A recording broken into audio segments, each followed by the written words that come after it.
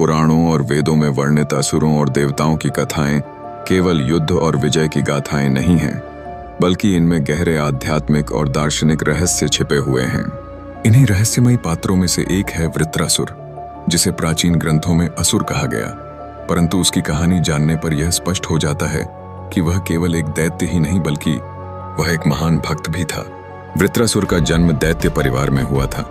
वृत्रासुर पूर्व जन्म में एक महान राजा चित्रकेतु था और भगवान विष्णु का परम भक्त था, किंतु एक श्राप के कारण उसे दैत्य कुल में जन्म लेना पड़ा। शिव की उपेक्षा करने के कारण चित्रकेतु को माता पार्वती ने शाप दिया कि वह असुर योनि में जन्म लेगा।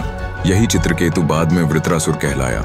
वृत्रासुर को वरदान प्राप्त था कि कोई भी ज्ञात अस्त्र शस्त्र या किसी भी प्रकार की सूखी या गीली वस्तु, लकड़ी या धातु उसे मार नहीं सकती और युद्ध में उसकी शक्ति बढ़ती ही रहेगी। असुरों के गुरु शुक्राचार्य ने अपने शिष्यों को देवताओं से प्रतिशोध लेने के लिए उकसाया। इसी समय दैत्य वृत्रासुर ने अपनी अपार शक्ति से तीनों लोकों पर आक्रमण कर दिया। उसकी शक्ति इतनी प्रचंड थी कि देवता भी उसके सामने टिक नहीं पाए। वृत्रासुर ने जल को रोक लिया और सारी नदियां तथा वर्षा उसके वश में हो गईं।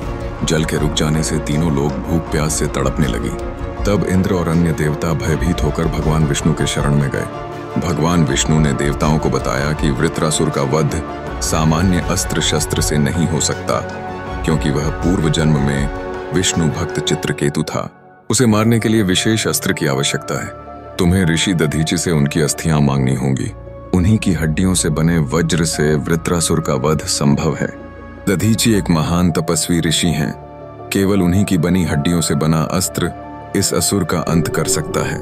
देवताओं ने दधीचि से विनती की, हे ब्राह्मण, हमें वृत्रासुर के अंत के लिए आपकी अस्थियों की आवश्यकता है। दधीचि मुनि ने हंसते हुए कहा, यदि मेरे प्राणों से लोक कल्याण होता है तो इसमें संकोच कैसा। ये उन्होंने अपना शरीर त्याग दिया और उनकी अस्थियों से वज्र बनाया गया। इंद्र को वह वज्र प्रदान किया गया और उसी के बल पर वे वृत्रासुर से युद्ध करने निकले। देवताओं और असुरों का भयानक युद्ध छिड़ गया। वृत्रासुर का रूप विराट और प्रलयंकारी था। उसने इंद्र को ललकारा, इंद्र, तू मेरे सामने क्यों कांप रहा है? युद्ध कर। मृत्यु तो निश्चित है, या तो तू जीतेगा या मैं, परंतु जान ले कि मैं मृत्यु से नहीं डरता। मृत्यु तो केवल परमेश्वर की ओर जाने का मार्ग है। वृत्रासुर की वाणी सुनकर सभी देवता आश्चर्यचकित हो गए। युद्ध भूमि में वृत्रासुर का आचरण अद्भुत था। वह युद्ध करता था, परंतु उसके हृदय में भगवान के प्रति अनन्य भक्ति थी।